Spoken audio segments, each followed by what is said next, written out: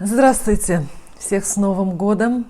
Друзья, мы переживаем время, с одной стороны, радостное и праздничное, потому что это бесконечный Новый год, Рождество, разные сопутствующие праздники и застолья. С другой стороны, давайте помнить, что на небе над нами этот противный ретроградный Меркурий, который портит все, который портит картину отношений, который портит, ломает электроприборы, ваши щипцы для волос, который заставляет вас опаздывать, заставляет опаздывать всех людей, которые спешат к вам навстречу, которые вам так нужны.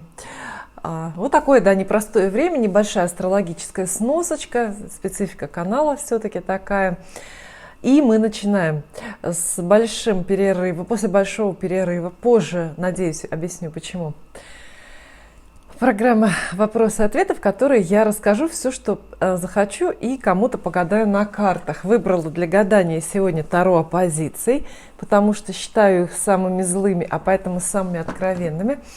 Тема прошлой программы – это верность. Новой темы я вам пока не придумала, потому что мы не исчерпали старую.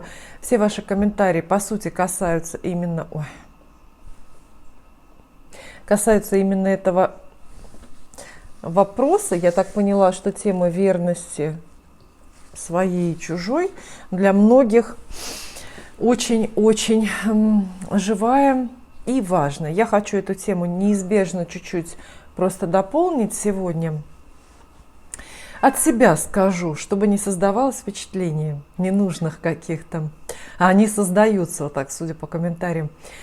Я лично не считаю тему верности вот в партнерстве мужчина и женщина, вообще не считаю ее сколько бы то ни было значимой. Это точно не глобальная проблема человечества, это точно не то, что спасет мир или его покалечит. Но интерес зрительский есть, поэтому мы это обсуждаем и продолжаем вот это обсуждать.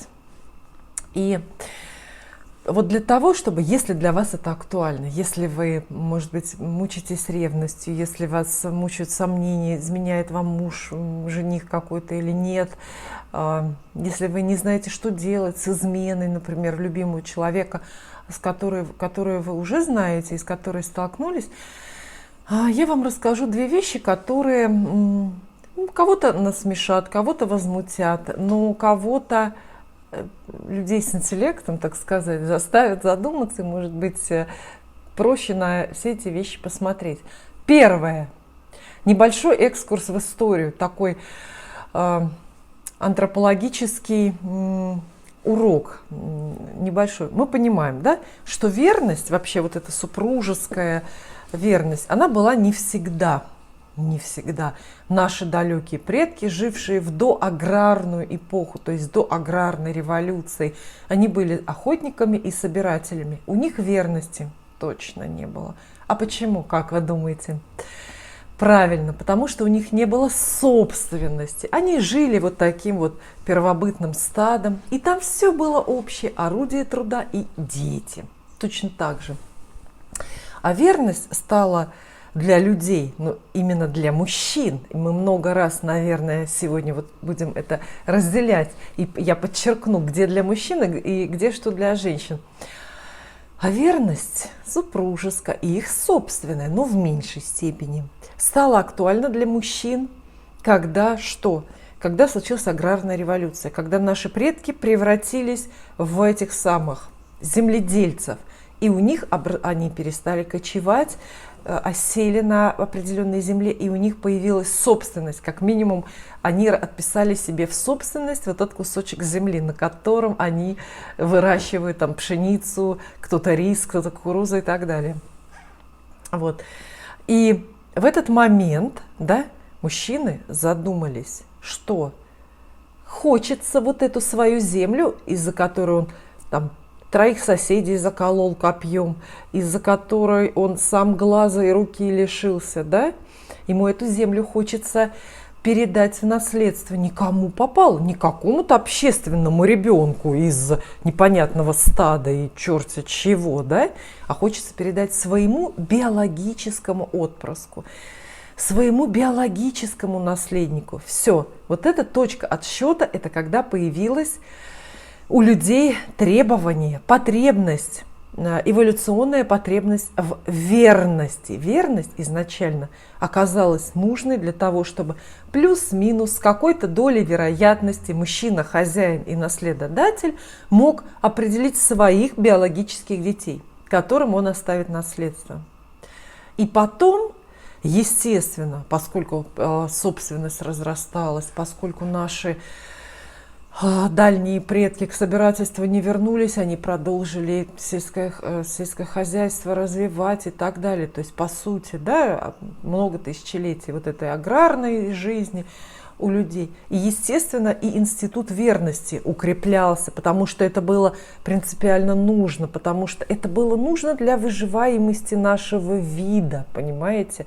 Верность, для того, чтобы передавалась собственность, для того, чтобы существовала семья, объединенная этой семейной собственностью, и более крупные ячейки. Семья, потом какое-то более или менее там род, какое-то условно-муниципальное образование и государство потом в итоге в целом. Да?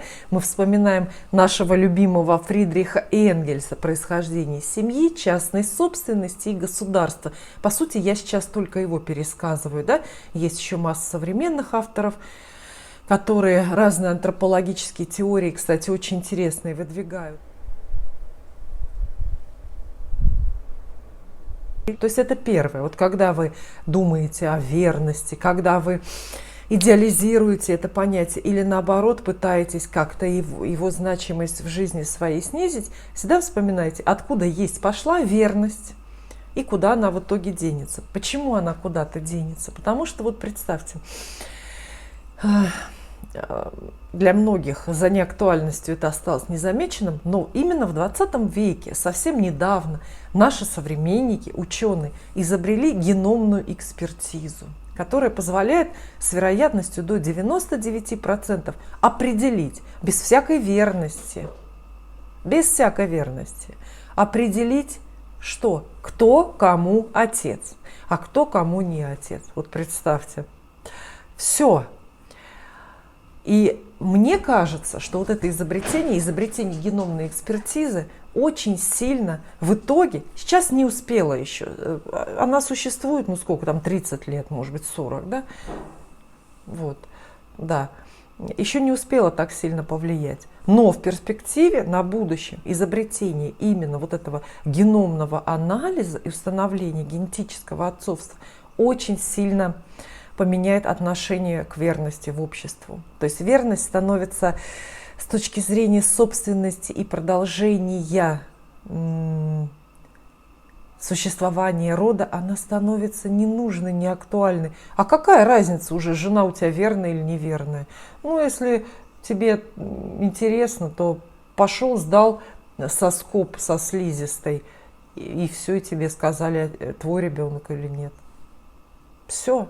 Понимаете, вот это вот назначение эволюционное ревности неизбежно будет снижаться, верности, что я сказала, неизбежно будет снижаться и снижается уже, естественно. Поэтому вот так. Это первое, что я вам хочу сказать. Это должно вас как-то тоже взбодрить. Тех, кто переживает, конечно, об этом. Так, Виктория пишет: спасибо, Ольга, за ваш труд. Пока все, что вы гадаете, сбывается. Погадайте, пожалуйста, выйду ли я замуж в следующем году, в 2023. Виктория, с удовольствием для вас я это сделаю. Карты вот такие красивые, но злые-призлые. То есть, если уж эти карты дадут ответ «да» на ваш вопрос, то это железное «да». Это еще более железное, чем все мои «да» до этого, которые вы слышали, да. Но если скажут нет, то не в защите. Мы здесь за правду. Вот эти карты очень дают правдивые такие вот ответы. Таро оппозиции, они прямые и перевернутые. Проанализируем. И я, как всегда, всех зрительниц канала призываю присоединяться. То есть вы можете этот же вопрос задать прямо сейчас, понимаете? И карты ответят как Виктории, так и вам. Ничего удивительного или странного в этом нет. Вы же смотрите гороскопы для, скажем, всех скорпионов мира, да, один гороскоп там где-то на год. Вас же это не смущает, да, что он один общий? Так и здесь. Здесь даже намного меньше народа в компании с вами будет. Так, выпадает карта. У меня это редко бывает. Король мечей выпадает. Вообще, король мечей — это портрет Виктории. Король мечей — это вполне однозначный такой недвусмысленный портрет мужчины. Король мечей — мужчина-начальник. Ох, я таких недолюбливаю. Да, я как бы их боюсь. Умный, острый на язык, очень ответственно относится к своей жизни и вам не даст распуститься рядом с собой. Часто мужчина воздушной масти, весы, водолей или близнецы. Король мечей для вас перевернулся. Но все-таки это не те 3 карты, которые я должна достать. Так, ваше замужество в 23-м году. Раз.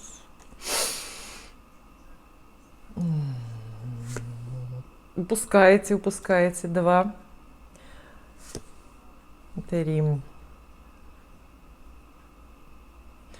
Шансы очень хорошие, потому что королева Пентаклей есть, причем прямая. Это карта жены в колоде Таро.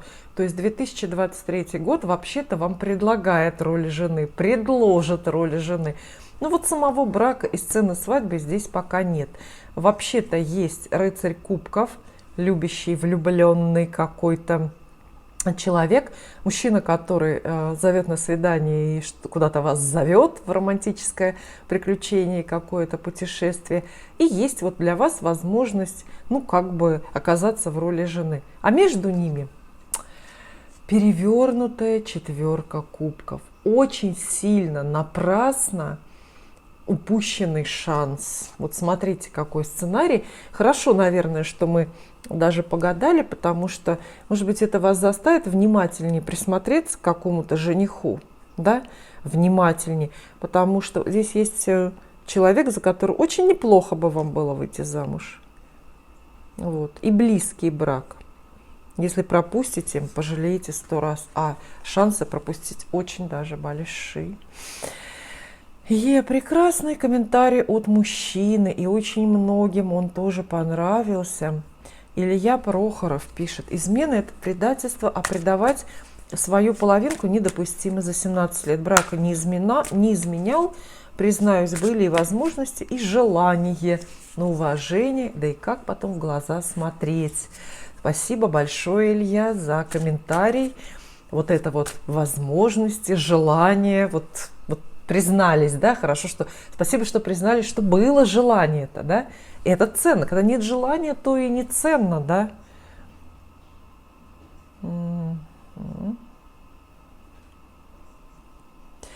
Философский длинный комментарий, но давайте я вам его прочитаю, потому что заставляет задуматься. Пижамкина. К изменам в разном возрасте по-разному относишься. В 19 лет считаешь, что до конца жизни оба должны быть верными друг другу. Потом кто-то влюбляется в другого человека, и ты уже пересматриваешь свое мнение, что отношения могут быть и не до конца жизни. В возрасте более зрелом, если опять какое-то обстоятельство появляется в жизни, по-другому считаешь, а потом понимаешь, что жить надо только своей жизнью, а не жизнью мужчины, и понимать, у мужчины тоже его одна жизнь, и он тоже хочет быть счастливым. Золотые слова. Вот всем женщинам, которые злятся на муж, ушел к другой, проклятый козел, там такой подонок, все, бросил и все. Я всегда говорю, у него одна жизнь, одна. И он имеет полное право прожить ее там, где он счастлив. Вот так. Вот. И здесь вот как раз зрительница пишет, он хочет быть счастливым. И так уж сложилось, что потянуло куда-то. А то, может быть, и ангел-хранитель отвел. У каждого события в своей жизни есть свой срок. Поэтому лучше закончить отношения, а потом уже... Что ценно еще в этом комментарии? Лучше закончить отношения, а потом уже делать то, что хочешь, а так и себе останешься верен, и своего когда-то любимого человека не предашь. А погадать у карт я бы тоже хотела, просто совет. на 2023 год для Оксаны 37 лет. Раз, два, три. Оксана, для вас 3 карты. Кстати, крупные карты, очень даже выразительные. Определенная депрессия или неверие в жизни мешает вам замечать лучшее. Совет, то есть совет какой? Чтобы карта перевернулась. Стараться замечать в жизни лучшее и не доверять слишком своим собственным разочарованиям и собственным слезам.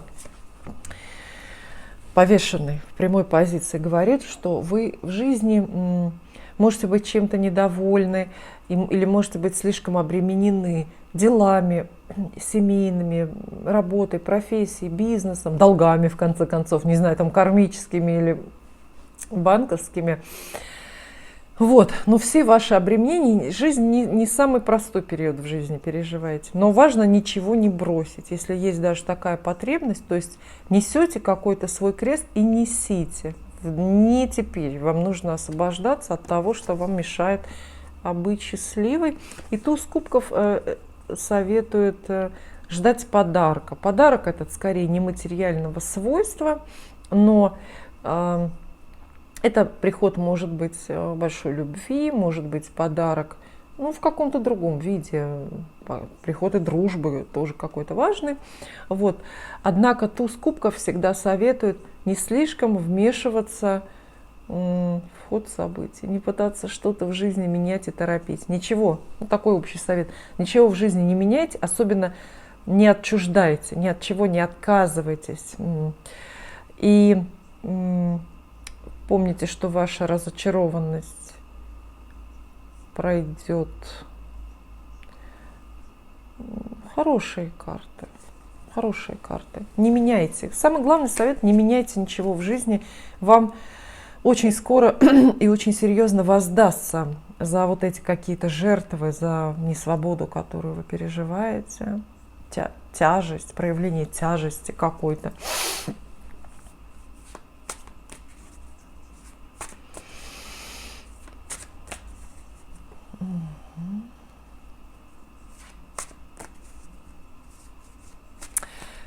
Виктория пишет комментарий трогательный, содержательный, в то же время смешной. Смотрите, в чем он смешной, Виктория. В прошлой программе я называла 4 типа верных мужчин и говорила, что ни один из них сам по себе вам не понравится и вашу потребность в великой счастливой любви не удовлетворит. И вот там был последний, 4-й тип, я говорила, мужчина, который не изменяет из принципа. Вот такой вот стойкий оловянный солдатик, вот у него жизненные принципы: никогда своей женщине не изменять. И какая бы ни была там женщина, как бы он к ней не относился, не будет изменять, и все. Просто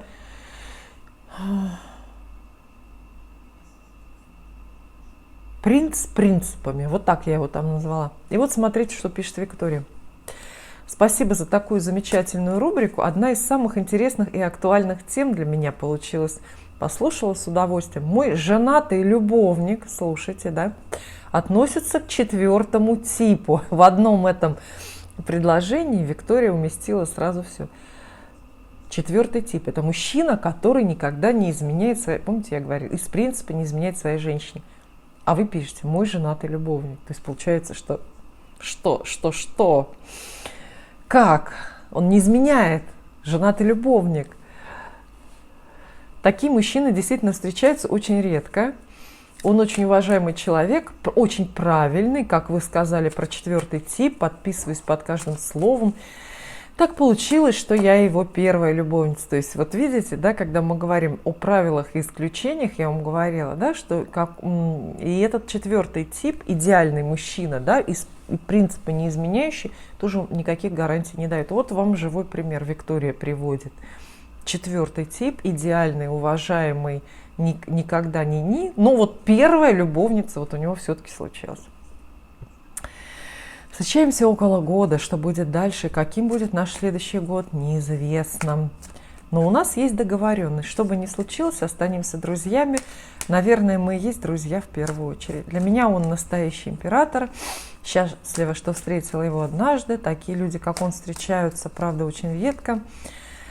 Как говорят, раз в жизни не забываются никогда, остаются друзьями на всю жизнь. Проверено. Ну, не знаю, может быть, да, проверено. Может быть, у вас так получилось.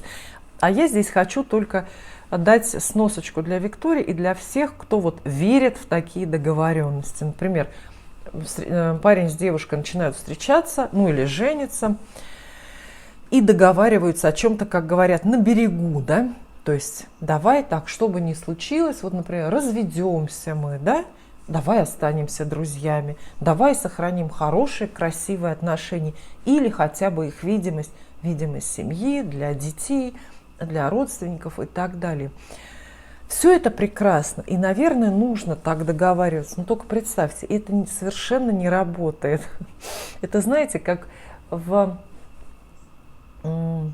гражданском праве, не в практической части, да, а теоретической, есть теория гражданского права. И там вот есть такое понятие: отказ от права, он всегда незаконный, он всегда недействительный. То есть если человек заведомо заранее отказывается от какого-то права, то такая, даже если это расписка есть, то эта расписка недействительная, и она не учитывает, она не имеет юридического значения, правового, да? Это запрещено законом, не просто так запретили, а потому что понятно, что это практически никогда не оправдается, не воплотится. Так и здесь, понимаете? Вот эти вот все договоренности ваши на берегу, останемся друзьями, не будем друг другу мстить. Что там еще? Не будем друг другу изменять. Там позже есть комментарий. Договорились не изменять. Только честно рассказывать про... там, я влюбилась, например, ухожу, да? Не будем изменять. Сколько угодно можно говорить. Да хоть письменно, хоть вы кровью контракт подпишите такой, что подпишите, что клянусь не изменять. Если что, расскажу. Когда разойдемся, расстанемся, останемся друзьями и так далее. Вот хоть как вы пишите, это никакого значения, представьте, не имеет, не будет иметь, когда у вас испортятся отношения, тогда вы будете расставаться, будете разводиться, и все. Вы не вспомните про эту договоренность, а если вспомните, то скажете: какая я была дура, что так говорила, например, или какой я был дурак, с возмущением, понимаете, с каким-то недоверием. Обязательно себя оправдаете, скажете: да я там обещала остаться с кем-то друзьями, да потому что я не знала, какой он козел окажется. Вот так. Это ничего, это воздух, понимаете? Не работает никак. Не верьте в это. А вот прекрасный комментарий тоже от Михаила. Мужчина пишет: здорово, вы описали 4 типа, но в природе встречается еще и сочетание нескольких типов. Лично во мне сочетаются 2 и 4. 2 это значит, который, по-моему, который не хочет, да, а 4 это принципиальность, с принципами. И еще люди меняются, и раньше я таким не был. И ваши мужья могут измениться.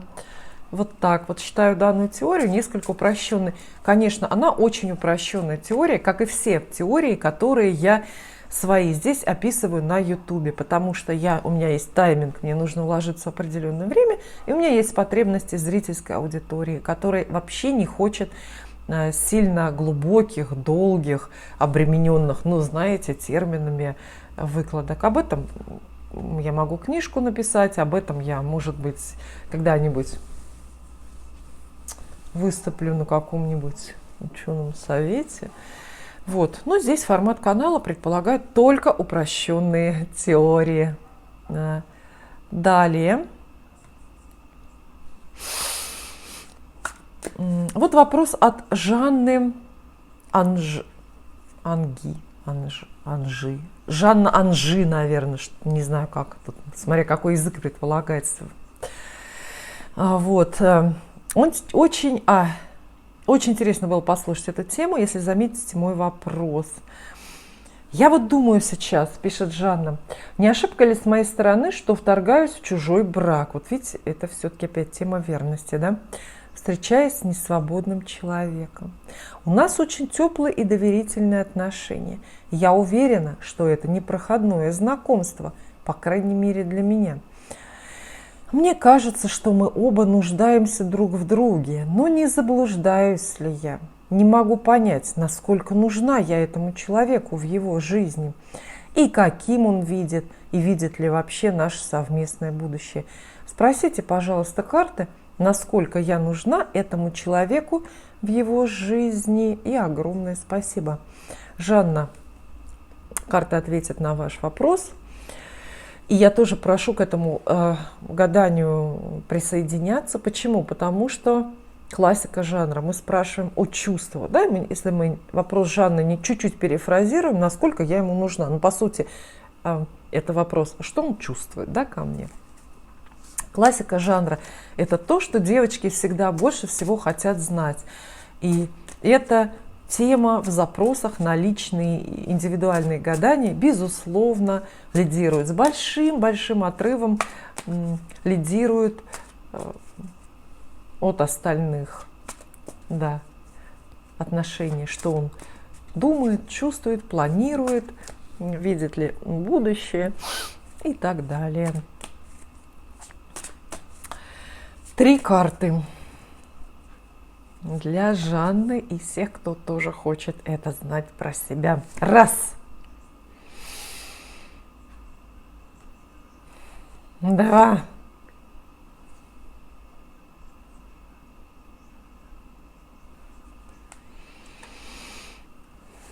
3.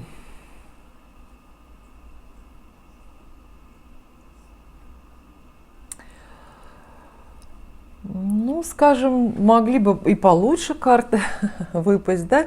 Но будем разбираться. Посмотрим.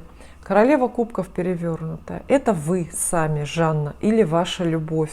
То есть ваши чувства к этому человеку, они, безусловно, у вас есть. Вы влюбились. Карты посчитают своим долгом напомнить вам и вам объявить в первую очередь, что вы влюбились. У вас есть влюбленность или любовь к этому человеку. Но послушайте свое сердце в первую очередь. Прежде чем думать о нем, об его чувствах и планах, присмотритесь к себе, что вы думаете и что вы чувствуете. С вами, с вашими чувствами что-то не в порядке, карта перевернута. Вы должны быть вот такой, веселый, счастливый и, безусловно, любящий. Перевернутая королева кубков – это скорее, это тоже любящая женщина, но любящая либо чрезмерно, либо проявляющая любовь какими-то, не с лучшей стороны, что ли, так можно, да, сказать. Это женщина слишком влюбленная, когда влюбленность, например, уже похожа на зависимость, и она разрушает личность, то есть мешает жить самостоятельно. Вот. И, конечно, то есть обратите внимание на себя. Первый вам вот такой вот совет. Как вы относитесь к этому человеку, что вы чувствуете, что вы планируете. Это важно, понимаете, да? То есть планы мужчины, это может быть, они в любом случае синхронны, но это может быть напрямую реакция вот на ваши чувства и на ваше поведение с ним. 8 пентаклей, к сожалению, перевернута. Вот если бы прямая карта выпала, я бы вам сказала, у этого человека есть серьезные намерения. Карта переворачивается. И мы тут тоже серьезных намерений не исключаем. То есть все равно я не говорю, что он несерьезно, он ничего с вами не планирует. Нет, планирует. Планирует достаточно долго общаться, то есть у него действительно есть перспектива впереди, взгляд на перспективу, то есть он представляет вас рядом с собой в каком-то качестве через год, может быть, и через 5 лет, вот. Но вопрос только, что именно. Его желания не совпадают с вашими, и это точно не то, чего вы ждете от него. То есть всегда мы понимаем, да, когда женщина от мужчины ждет серьезных намерений, это на 100%, что она ждет, что он женится, правда же, на ней. Вот. А здесь что-то другое. То есть у него долгосрочный план на вас, но он какой-то другой, не такой, как у вас. Вот в чем проще говоря. И пятерка мечей, увы, тут есть пятерка мечей, и тоже перевернута. Она описывает или предсказывает вам напрасные ссоры с этим человеком. Поэтому для чего-то вы ему нужны. То есть ему нужно время впереди, чтобы вы были рядом. Ну а вам уже нужно разбираться, для чего. То есть ответ, да, насколько я нужна этому человеку. Нужны, но не так, как вы хотите. Может быть, даже сильнее. Но тут вопрос количества и качества, да, то есть качественная, формальная сторона. Вот. Может быть, вы ему даже сильнее нужны, чем думаете, но только не так, не в том качестве жизненном, в каком вы себя предлагаете. Вот так вот. Далее. Дальше. Андреяна пишет: не согласна про измены мужчин. По-моему, 99% из них не изменяют из-за банальной лени. Это же ей подарки купи, досуг обеспечь, ресторан закажи, отель сними, с праздниками поздравь, ее болтовню слушай, в магазин отвези, сложный внутренний мир познай и так далее и тому подобное. Сколько мороки, времени и сил. Безусловно, это я про это как раз и говорила в прошлой программе. Помните, там был один из типов верных мужчин. Мужчина, которому не надо. Вот как раз вы, собственно, его и описали. Мужчина, которому это не надо. Так, есть какой-то ответ.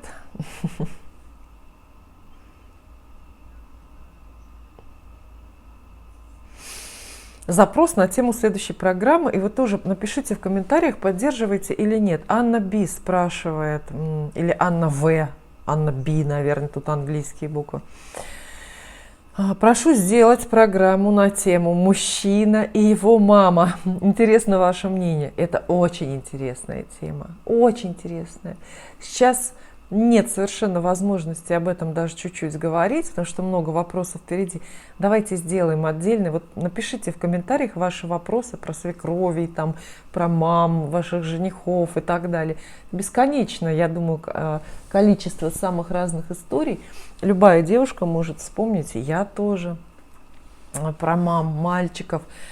Ну, грустные где-то, драматические, трагические даже истории есть. А я пока, забегая вперед, только вам скажу одну вещь. Сколько бы, девочки, вы ни старались, или сколько бы мы с вами ни старались, мама в жизни мальчика – это всегда самая главная женщина. Абсолютно всегда. Даже или особенно, когда мамы нет.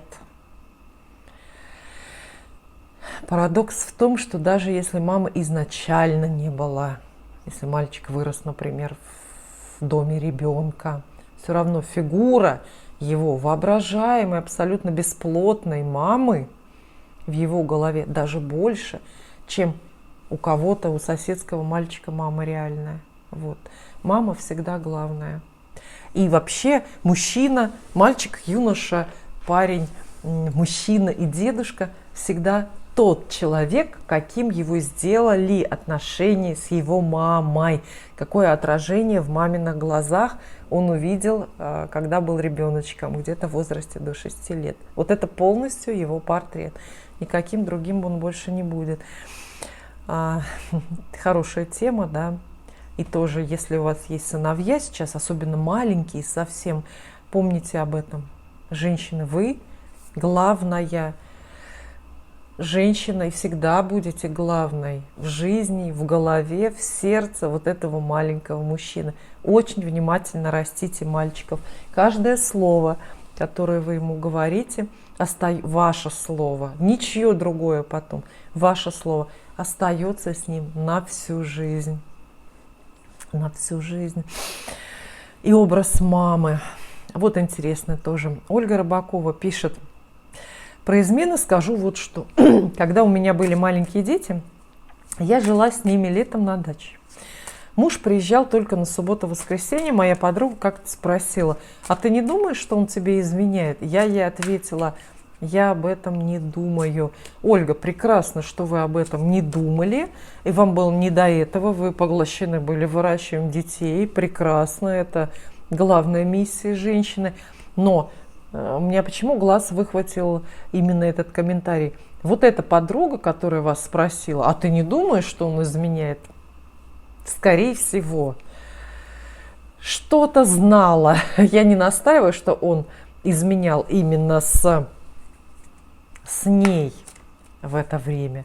Но этот вопрос, эта женщина вам задала не просто так. Хотите, разбирайтесь.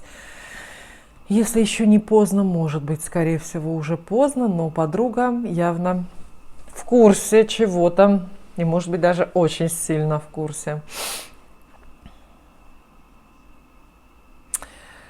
Лариса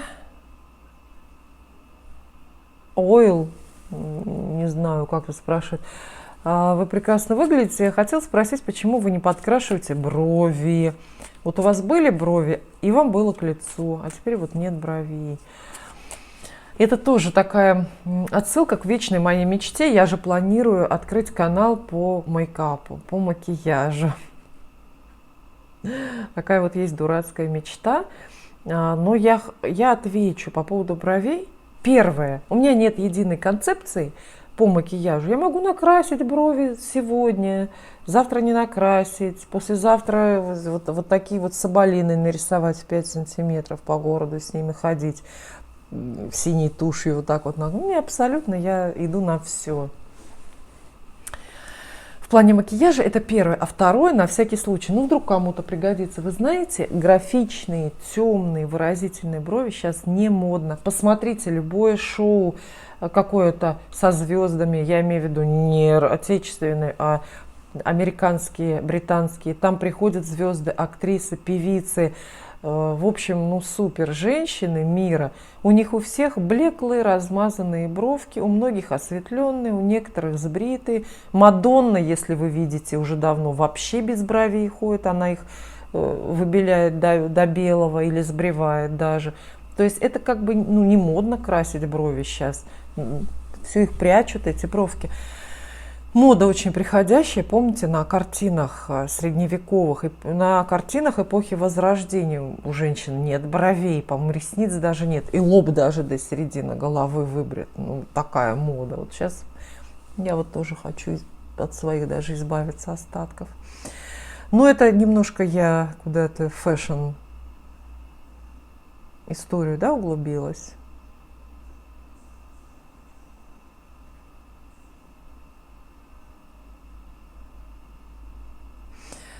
ТТТ пишет, раньше болезненно воспринимала измены, сейчас с пониманием, так как пришло сознание, что это мужская природа. Даже потруниваю над мужчиной, когда не может скрыть интерес к яркой женской особе, проходящей мимо. Более спокойно это воспринимаю, может потому, что есть много других интересов и не зациклено только на нем и его внимание ко мне. Вот этот вот комментарий нашей зрительницы вот под именем ТТТ можно прям, знаете, распечатать крупным шрифтом, черным, и прям на белых футболочках печатать. То есть если я буду выпускать свой вот этот мерч, я буду, друзья, не сочтите за нарушение авторских прав, ну вы же ничего не патентовали, да, вот. Я буду именно ваши комментарии на футболочках печатать. Я думаю, что это в лед пойдет. И вот этот комментарий очень хорошо. Это прям на футболку. Здесь ни одного лишнего слова. Здесь и кому-то циничным покажется, но не нам, да, мы же знаем природу и теорию происхождения человека, эволюционную теорию, да, Дарвина, Маркса, Энгельса, мы все читали. То есть вот это все без заумных каких-то вещей уложено в один вот комментарий. Он какой-то идеально просто умный, вот этот комментарий, понимаете? Много других интересов. И женщина идеальную жизнь проживает явно. Спасибо. Сохраняю, на футболке буду печатать. Я тем более, что уже, вы знаете, здесь нашла неплохой такой этот печатный салон. Один мужчина из России тоже иммигрант, тоже не подходит слово, я не иммигрант, вот, у него такая хорошая техника, и он берется любые футболки печатать и так далее. Ну вот осталось дело только за малым организовать. Тем более тексты для печати уже есть. Я выбираю там, где вопросы. А я Бипани. Прошу прощения, если я неправильно читаю. Но тоже интересный какой вопрос. Вы как-то говорили, что мужчины, которые хотят жениться, это большими буквами. Это отдельная тема. Пожалуйста, расскажите о них. Что это за вид мужчин? Мужчины, которые через неделю-две общения делают предложение, к ним относятся. У меня сейчас такая ситуация, поэтому мне актуально. Думаю, много у кого такое тоже было. Еще он всего год как разведен, а уже готов жениться. Мне это кажется рано, ненормально. Зачем так спешить? Нам по 35, нам по 35. Большая такая тема. Что хочу сказать. Мужчина вообще по определению, если вот мы представляем себе такого идеального альфа-самца, которому я рекомендую вам стремиться, то есть я же все время говорю, поднимайте планку все выше и выше, не соглашайтесь на всяких заморышей, вот, и то есть какого-то идеального мужчину, который вот, со всех сторон жизнь вашу украсит. Мужчина жениться, конечно, не хочет, очень сильно не хочет, но это, знаете, вот как дикий зверь. Вот леопард бегает по саванне, да, но он хочет в клетку разве? Ну разве вопрос у кого-то вот возникает такой, а что это леопард в клетку-то не хочет идти? Вроде и накормят, там мяско ему кладут, да, а он, гад, не хочет. Вот это вот и мужчина, который хочет жениться, это какой-то вот леопард, который идет к людям в клетку. То есть такое бывает обязательно. Но мы понимаем, что если леопард идет в клетку, за этой наживкой, приманкой, он заходит в клетку, это значит, что он болен, он или старый, он не может охотиться, у него проблемы какие-то физические, физиологические или, может быть, ментальные и так далее, да? То есть у него проблемы. Вот кто ловил леопард, это от нас далеко, но я ловлю здесь на кастрацию или на лечение множество уличных кошек бездомных. И я знаю, как здоровую кошку не поймаешь. Это капкан, она и в капкан даже не идет, понимаете? А если животное идет к тебе в руки, это значит, ему очень много чего не хватает. Это истощение, это болезнь какая-то инфекционная или травма и так далее. Вот представьте, все, мне кажется, все сказала. Мужчина, который хочет жениться, это как вот уличный кот, который вдруг идет к людям и говорит, ладно, так и быть, я согласен, я болен, я сам больше не вывожу, накормите меня. Хотят жениться мужчины, которые не вывозят жизнь по разным причинам. Кому кто-то буквально материально не вывозит. Я думаю, сейчас не очень это актуально. А еще совсем недавно, скажем, 100 лет назад, 200, 300, 50 даже лет назад, в Советском Союзе таких мужчин было очень много, которые хотели жениться из материальных побуждений, соображений, понимаете? Потому что мужчина один, без стиральной посудомоечной машины, без робота-пылесоса, без химчистки прачечной и так далее, очень плохо может существовать. Им, правда, тяжело этим заниматься. И мужчина идет в брак, хочет жениться, чтобы его бытово обслуживали. Сейчас, мне кажется, чаще это потребность в обслуживании эмоциональном. То есть если мужчина вот такой современный, имеющий дома стиральную машину, хочет, тем не менее, жениться, скорее всего, ему не хорошо, не комфортно, не здорово с самим собой. Ему нужен кто-то, женщина, жена, которая будет слушать, жалеть или подчиняться ему, на которую он сможет выливать ушат вот этих вот помоев своих, эмоциональных проблем, которые он приносит с работы, вообще как бы из социума. Часто это нужна женщина, за счет которой он будет самоутверждаться, потому что он не может в социуме самоутвердиться, да, потому что на работе у него 15 начальников, а он там занимает самую низшую позицию. И все его гнобят, все на него орут. И ему надо завести часто женщину, жену дома, но которую он наорет, когда придет с работы. Ну, правда, это так. Вот. То есть мужчина хочет, иными словами, мужчина хочет жениться, особенно поспешно хочет жениться.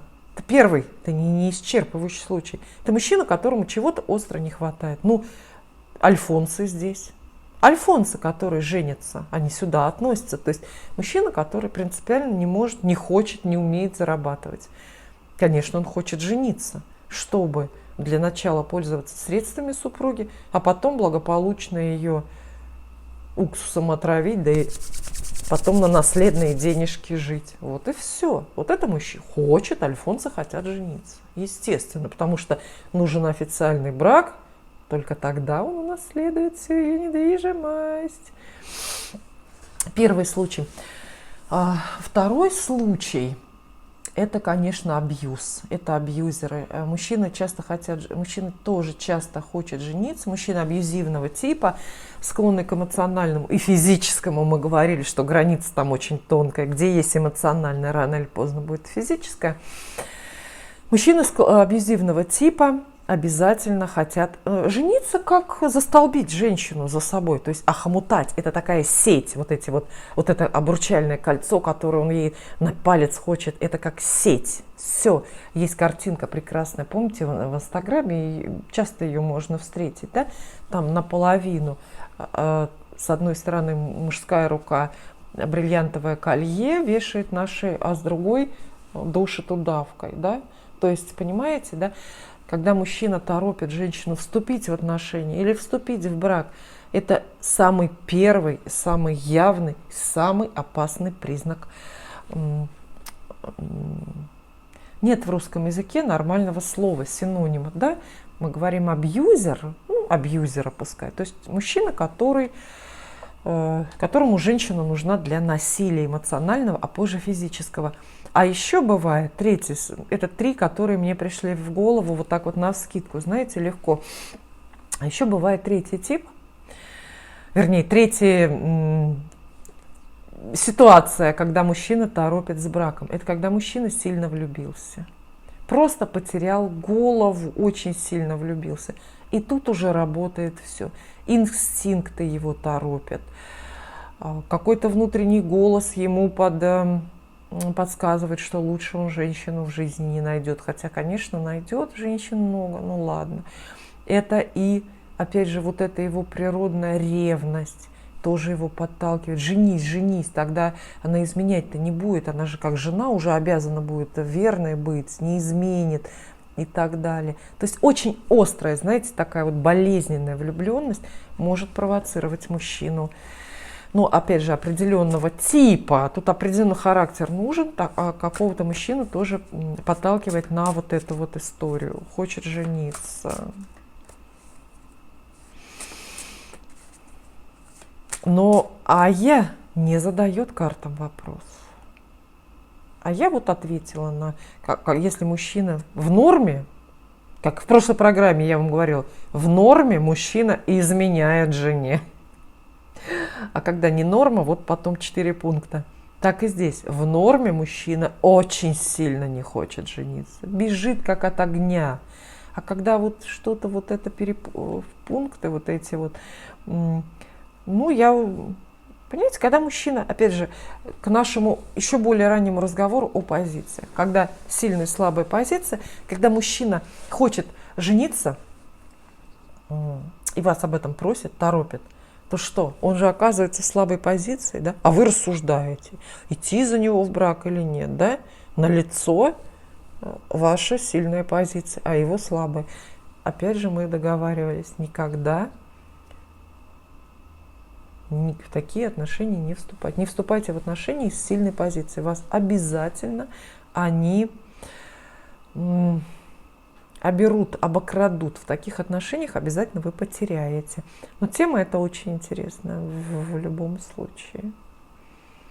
А совет для Аи, смотрите, что ему нужно.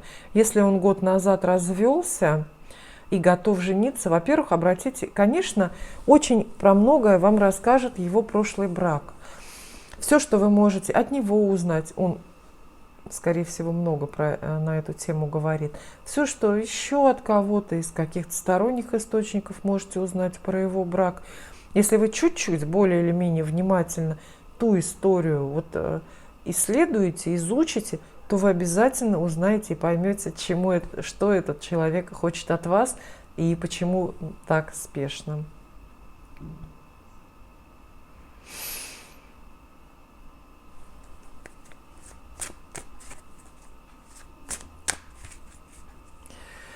Вот опять про договоренности на берегу. Анна Верку пишет: в своих отношениях предпочитаю договориться с мужчиной на берегу.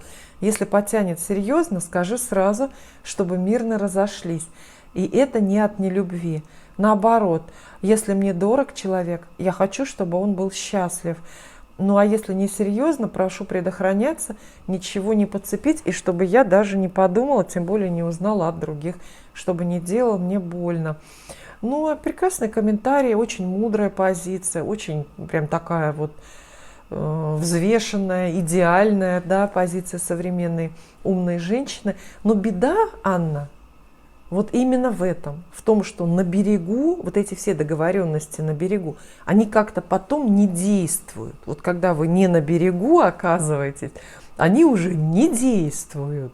Вот в чем дело, вот в чем проблема-то. А так вообще, если вам так удается эти договоренности выполнять потом, то это прекрасно, это браво. И вы, возможно, заметили, что в последнее время программа «Вопросы и ответы» выходит редко, нерегулярно. И, возможно, вы задаете вопросом «почему?», а я вам отвечу. Дело не в том, что мне некогда, хотя мне, конечно, некогда. И дело не в том, что я не хочу отвечать на ваши вопросы, на самом деле очень хочу. Но дело в том, что программу «Вопросы и ответы» зрители канала смотрят значительно меньше, чем мои гадания. И публикация каждой такой программы пробивает большую брешь в подписках и сильно вредит каналу. И каждый раз я задаюсь вопросом, имею ли я право, могу ли я себе позволить добровольно причинять каналу такой ощутимый материальный вред.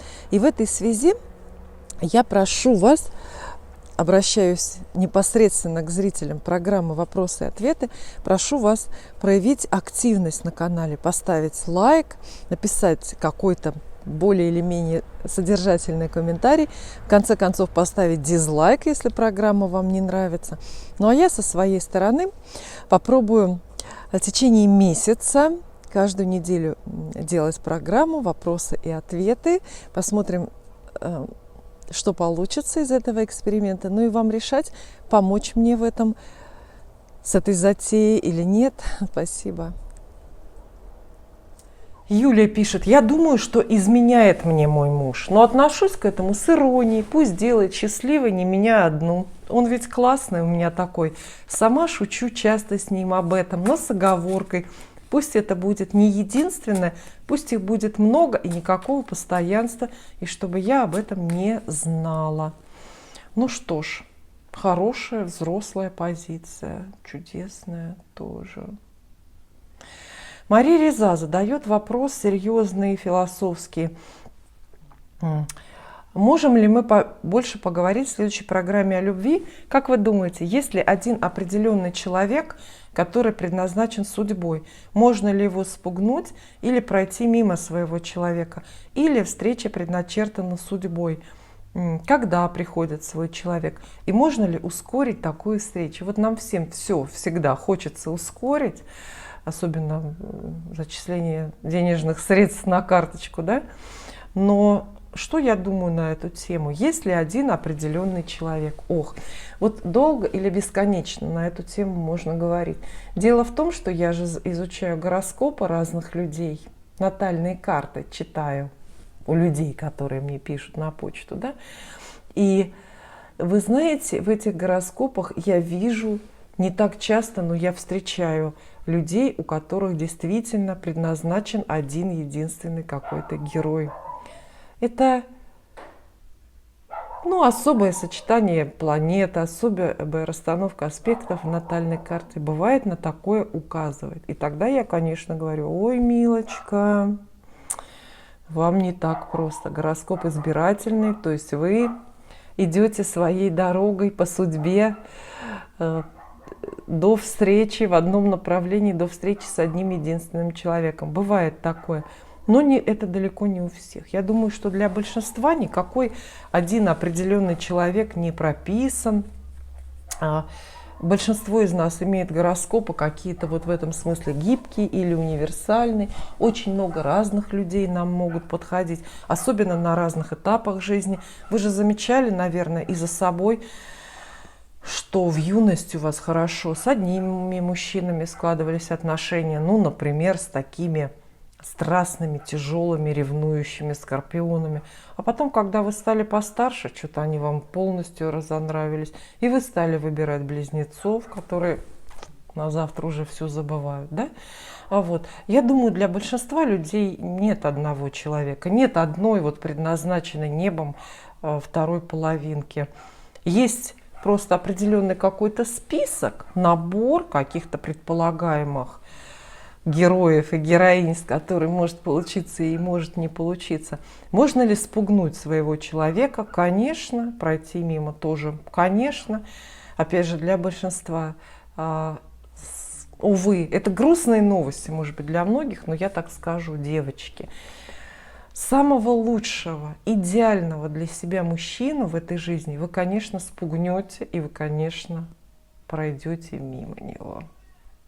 Законы жизни такие. Помните, в песне поется в фильме «Иван Васильевич меняет профессию», там в начале песни такая звучит: проходят мимо друг друга, теряют люди друг друга, а потом не найдут никогда.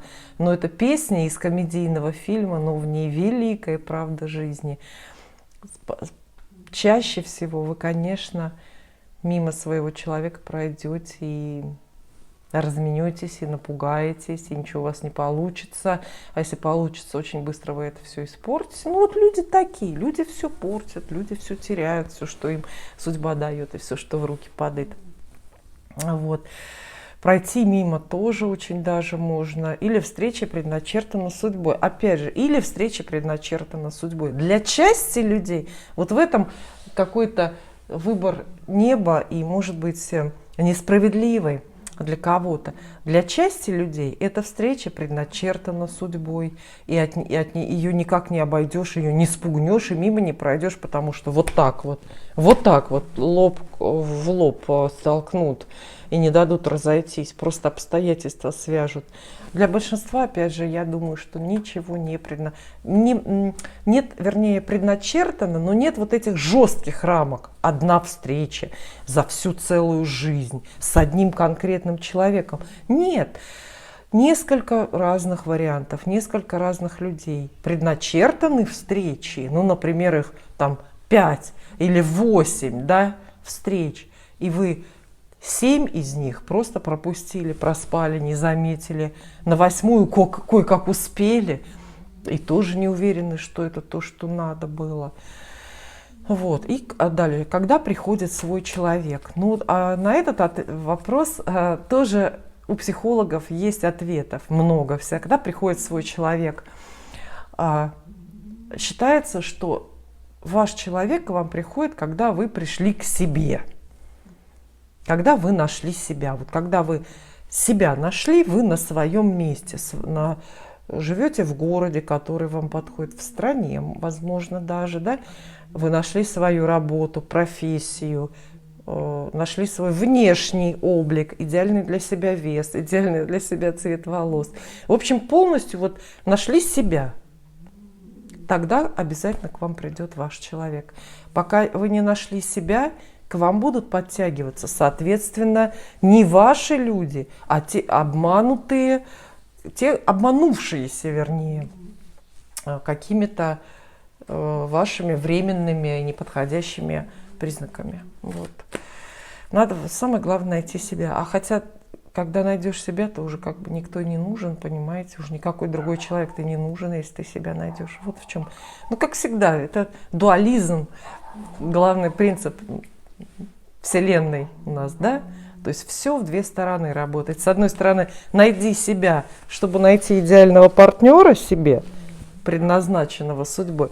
А с другой стороны, как правило, после нахождения себя, другие люди становятся принципиально неинтересны.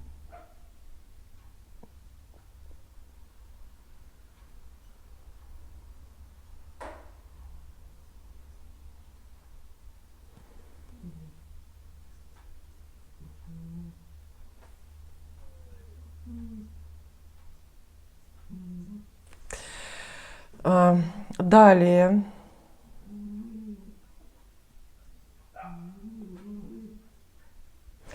Вот интересно, на другую тему. Елена Чис, интересный вопрос, это уже картам. Елена Чис пишет. Дорогая Ольга, в августе этого года делала у вас личный расклад. И с тех пор с любопытством, восторгом и приятным шоком наблюдаю, как воплощаются в реальности ваши слова. А сейчас меня мучает один вопрос.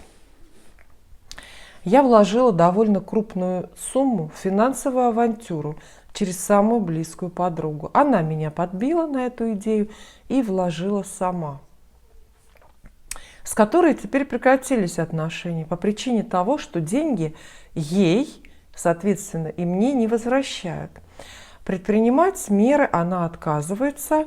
Я позволила себе забыть о том, что где начинаются денежные отношения, заканчивается дружба. Спросите, пожалуйста, у карт, вернут ли мне вложенные деньги и продолжится ли дружба.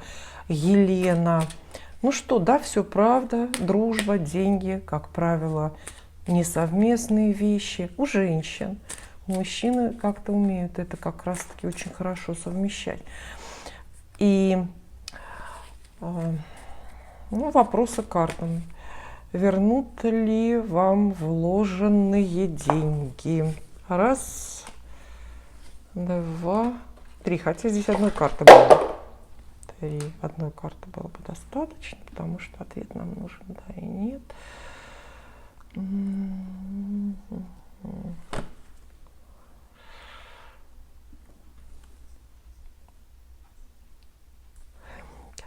Очень даже возможно, вот вы написали, подруга отказывается что-то предпринимать.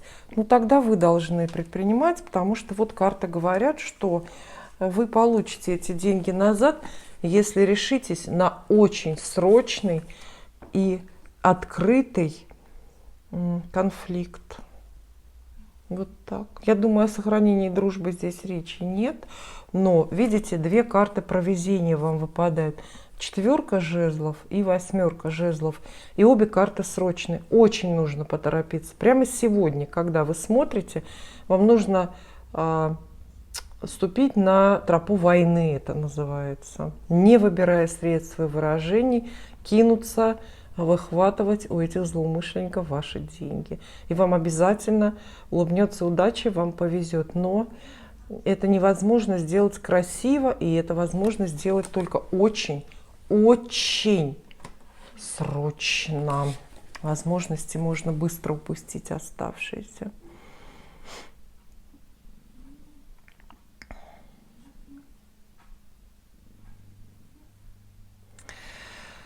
Вот интересно тоже. Wild Stranger пишет. Мой бывший был и бедным, и слабым в интимном плане, мстительным, но необоснованно уверенным в себе. Как я это люблю. А зачем вы с ним встречались? С бедным и слабым, еще и мстительным. Ну вот просто. Так что измены в тех отношениях, если и были, то я бы особо не расстроилась, а наоборот даже удивилась бы. Сам Бог отвел от такого жениха, уехала в другой город. Считаю, что должно быть уважение друг к другу в первую очередь. На этом базисе строятся крепкие доверительные отношения. Ну вот это тоже не поспоришь опять. Видите, опять палка о двух концах. С одной стороны, конечно, без уважения партнерства, тем более семье, не представишь. Да ну, Вообще непонятно, что это такое. С одной стороны, мы все достойны уважения и хотим уважения в отношениях. А с другой стороны, друзья мои, уважение напрочь убивает страсть в отношениях. Напрочь, вот просто стирает полностью. У мужчин особенно, вот послушайте психологов, особенно зарубежных. Мужчины, у них прям вот образ женщины идеальный какой-то, да, для него распадается прям на две половинки. Очень у многих. Одна женщина, которую он уважает, это отсылка к каким-то его детским образом, к образу матери часто и так далее. Он ее боготворит, уважает, он все для нее делает, и получку все отдает, и в огонь за нее пойдет, уважает, молится на нее. Это икона просто. Ну, например, жена может исполнять такую роль, да, уважает. Но он совсем не хочет находиться с ней физически рядом. То есть это исключено полностью. А вот как раз в этом смысле его привлекает другая девушка, например, любовница, которую он вообще не уважает и постоянно ей об этом говорит. Но физически тянется именно к ней. То есть надвое тут дорога раздвояется, понимаете, в мужском восприятии, в мужском сознании. И тут уже женщина выбирает, наверное. Если вы выбираете уважение, вам хочется уважения, то будьте готовы к и бесстрастности определенной, да? Либо, если вам нужна страсть, то тут проблемы с уважением будут, ну, для большинства. Но идеальные какие-то, вот абсолютно психически, знаете, какие-то здоровые мужчины, выращенные сильно правильными матерями, таких не существует на самом деле. Вот они как-то в себе это уже уживают и могут страстно желать и уважать одновременно одну женщину. Но большинство не могут этого делать. Увы и ах.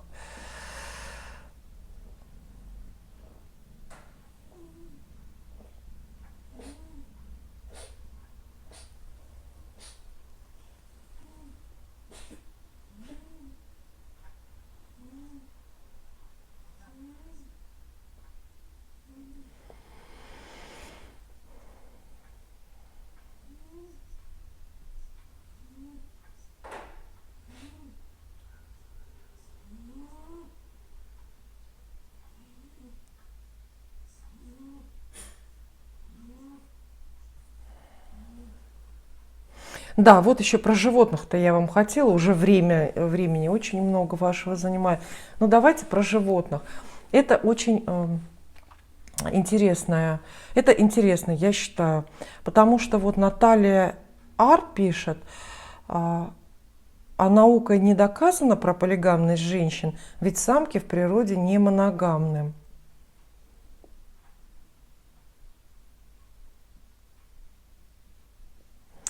Что хотела сказать, почти что уже забыла, да, выносила целую большую такую лекцию.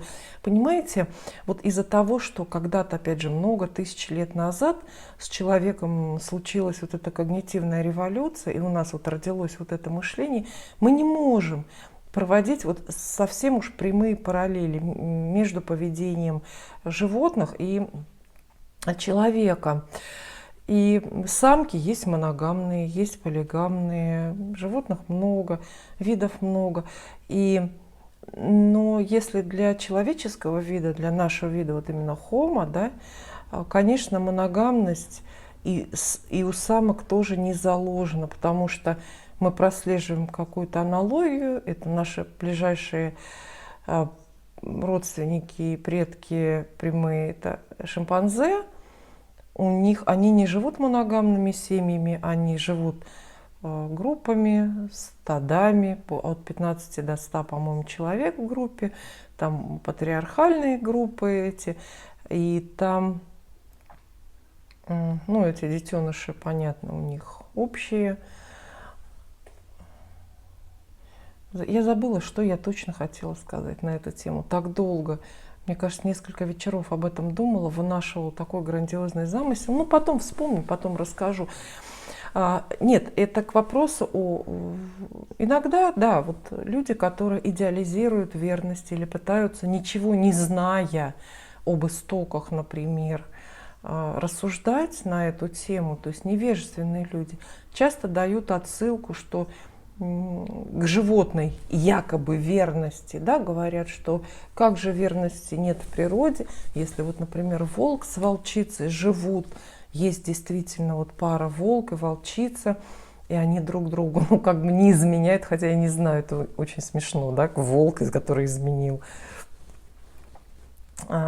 Они не изменяют друг другу, они способны, они друг другу демонстрируют определенную привязанность, они даже часто способны ради другого на какие-то самоотверженные поступки, то есть даже в чем-то с собой могут пожертвовать.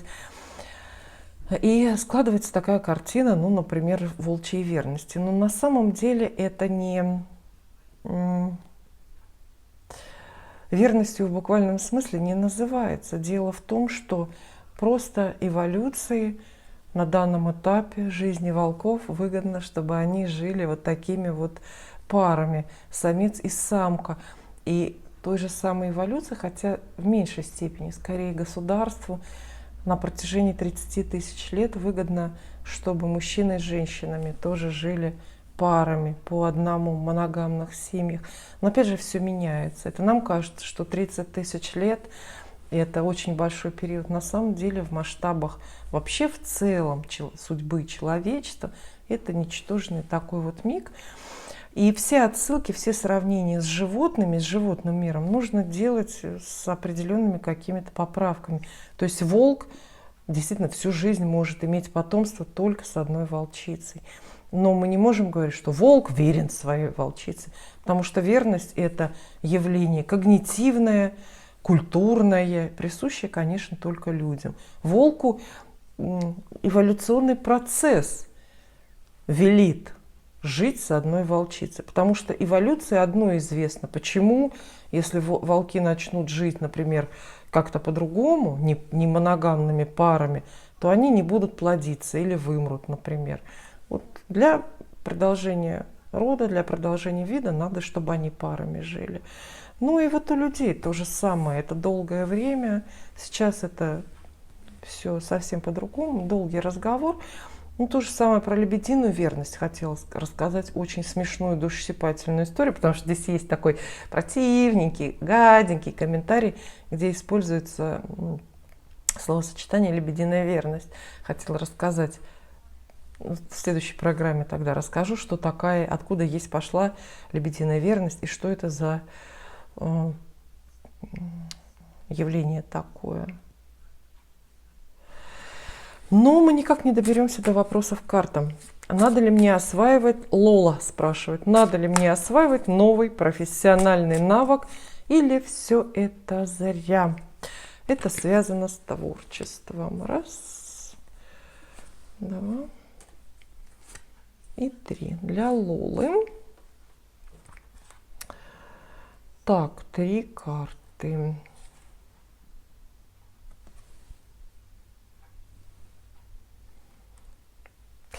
Боюсь, что не слишком хорошие новости для вас. Вот видите, как получается. Здесь действительно, во-первых, 3 кубков, хорошая легкая карта выпадает, но перевернутая. Первое, о чем она говорит, это о том, что вы в этом своем, ну, как бы начинании, вот где вы учитесь, да, если профессиональный навык, значит, вы у кого-то учитесь, или с кем-то, или где-то учитесь. Вы не в подходящей компании, вы не окружены людьми, которые вам нужны. А это известный закон жизни. Чтобы освоить грамотно нужный навык, нужно найти правильных учителей, ну и вообще в целом оказаться в подходящем социуме. У вас этого нету. Потом далее 10 жезлов переворачивается. Она говорит, что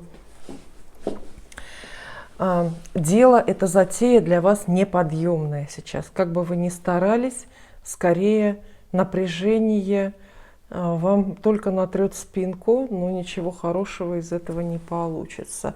Ну и, наконец, 5 кубков.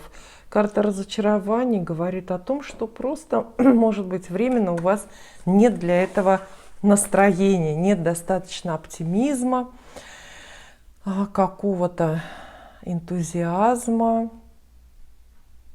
и так далее. Наталья Сазонова пишет. Ой, тоже большая тема. Видите, как много тем для новых программ у нас.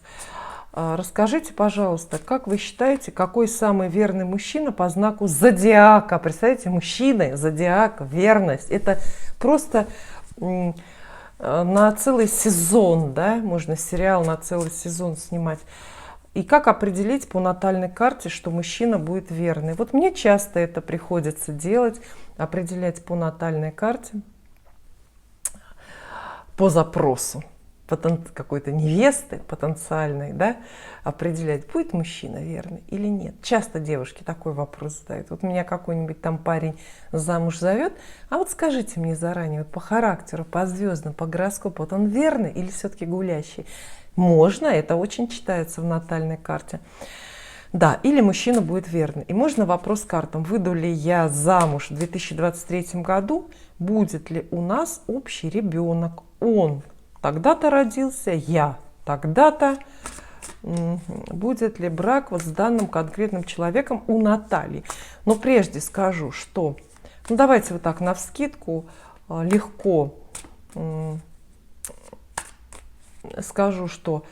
Какой самый верный мужчина по знаку зодиака? Очень много факторов влияет, ну, там и положение разных планет, ну, просто в целом, если вот мы смотрим по Солнцу, самые верные земные мужчины. Тельцы, девы и козероги, потому что они просто инертные, они более инертные, чем все другие, понимаете?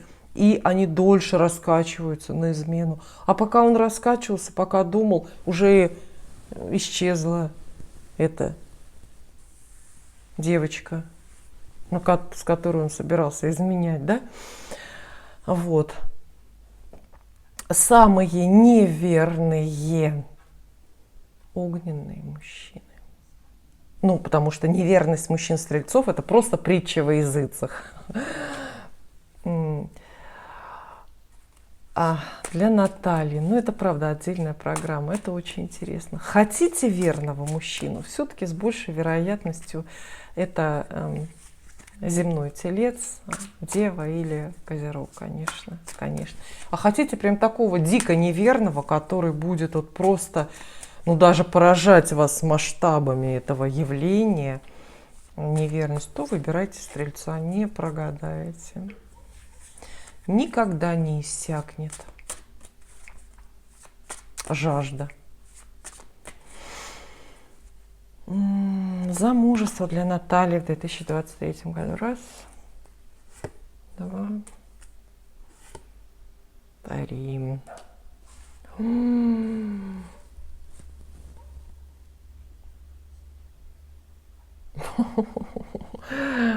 Так неудобно получилось, Наталья. Я только сейчас заметила, что я сказала, что самые неверные мужчины – стрельцы, а вы вот этот мужчина, за которого вы замуж собираетесь, он как раз 1 декабря родился, он как раз стрелец. Ну, слово не воробей, я за свои слова отвечаю. Что карты говорят?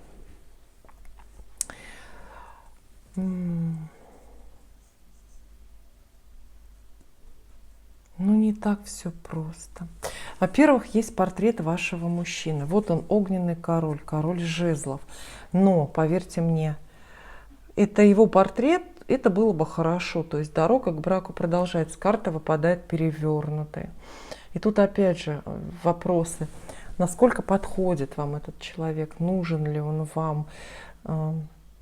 Его мотивы для вступления в брак. Вот это все много раз надо анализировать, потому что это как будто бы один человек, вот прямая карта и перевернутая, да, такой же огненный, яркий, харизматичный, непоседливый, умный, но только все эти качества вышеописанные этот человек как будто бы направляет уже не в мирное русло и в какие-то не самые лучшие замыслы, не в лучшие дела.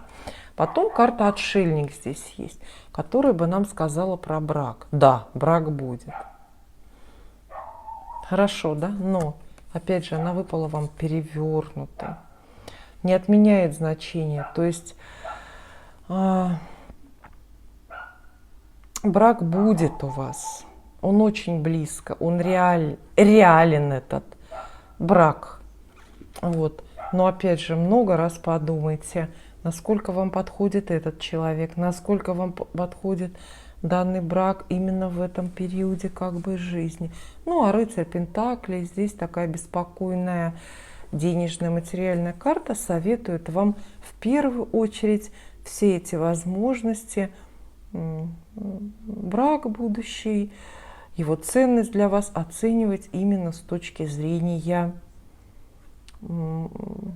денег, с материальной точки зрения, ну, как бы выгодно или невыгодно. Поэтому, в общем, карты говорят да, но, и дальше вот такое троеточие, там очень много с чем вам нужно разбираться. То есть брак возможен, он близок, но как-то все очень уж очень непросто. Много есть прекрасных комментариев, очень умных и содержательных,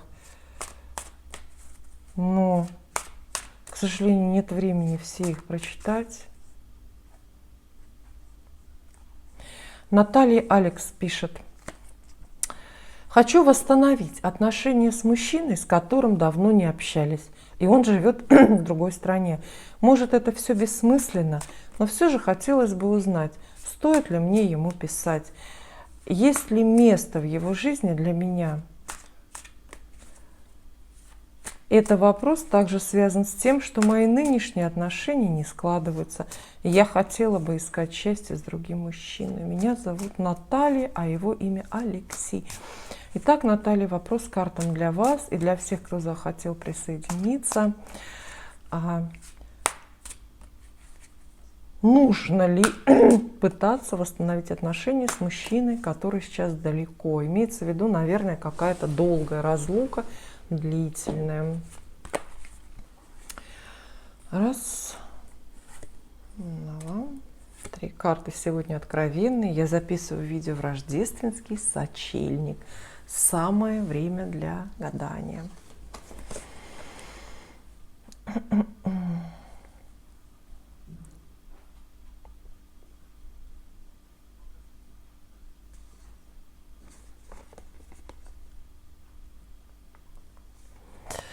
Ой, Наталья, боюсь, что нет.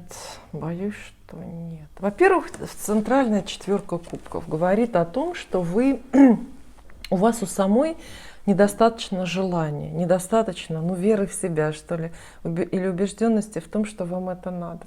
Во-вторых, вот эта вот перевернутая умеренность. Очень хорошая карта, прямая, идеальная, которая отвечает, да, практически на любой вопрос. Но когда переворачивается, часто описывает тупиковый путь. Вот прямая путь, а это тупиковый путь. То есть это путь, которым вы можете пойти, то есть вы можете начать писать этому человеку, возможно, он вам ответит, возможно, даже между вами что-то завяжется, переписка или будут какие-то встречи. Вот. Но это путь тупиковый, ненужный, который приведет к худшему, к каким-то разочарованиям, а может быть даже к каким-то проблемам вас приведет. И да, и еще есть, вот видите, лодочка наша, шестерка мечей, тоже перевернутая на мели. То есть ваша лодочка, в общем, с этим человеком уже приплыла и с места в правильном направлении не тронется. Вот так вот.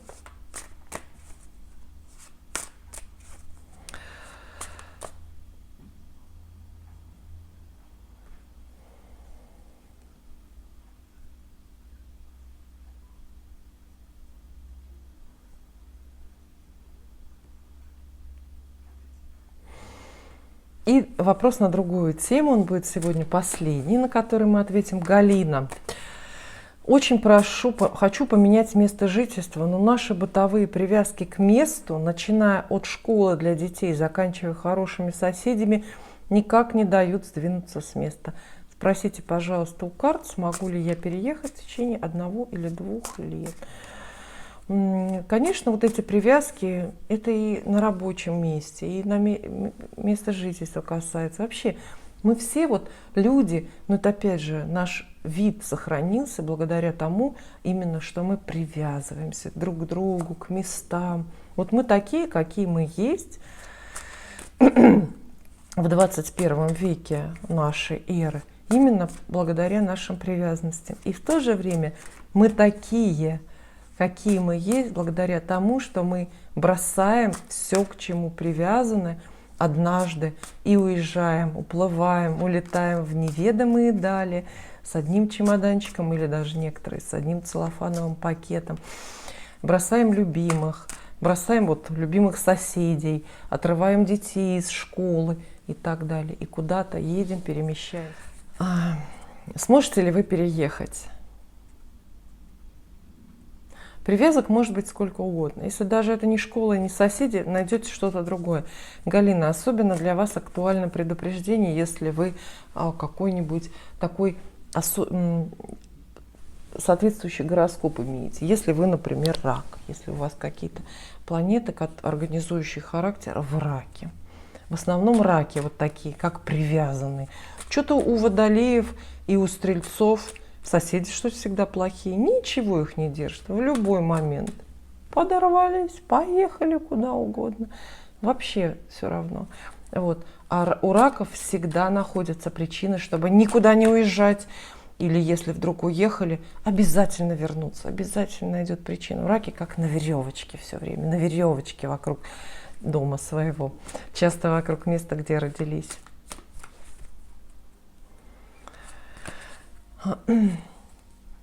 Раз, два, три. Кстати, люди вам выпадают. То есть вопрос вашего переезда или не переезда очень связан вот именно с людьми. Королева Пентаклей.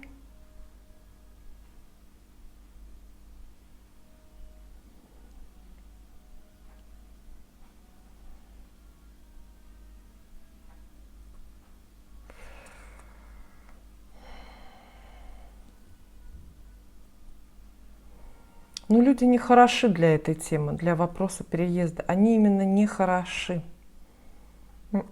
Вас, это люди выпадают, но они как якори, которые тянут на дно. Может быть, это те самые соседи, которых вы считаете хорошими, и из-за которых не хотите переезжать. Посмотрите, что за портретики здесь. Они не хороши. Паш мечей, перевернутый паш мечей, капризный ребенок или капризный подросток.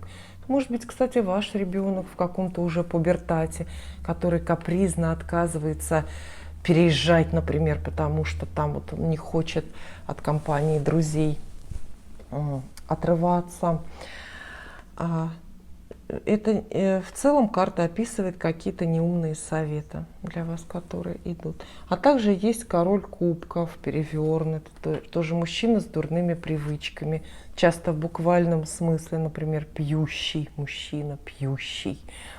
Вот. Часто это просто мужчина зависимый, с дурным характером или с какими-то, ну вот знаете, такими патологическими привязанностями. Понятно, что ни этот персонаж, ни этот персонаж, они могут быть вашими родственниками или соседями, или друзьями. Ни тот, ни другой персонажи вашу жизнь не украшают и тем более не помогут вам эффективно, легко в правильное место переехать. То есть как раз я это поняла, уже догадалась, вернее так подумала, читая ваши комментарии, читая ваше письмо, что вот не из лучших соображений люди вокруг не дают вам вот вырваться от них, понимаете? Потому что они сами не могут или не хотят переехать. И нужно и вас оставить, чтобы вы сильно хорошо не зажили. Вот. А королева Пентаклей здесь это либо ваш портрет и совет для вас. Будьте практичными и меряйте весь свой выбор вот не эмоциями, привязанностями, а именно деньгами, где вам выгодно жить и где выгодно работать. А также это может быть портрет какой-то единственной здравомыслящей и доброй женщины в этой теме, в теме вашего переезда или оставания. Да, в теме вашего переезда.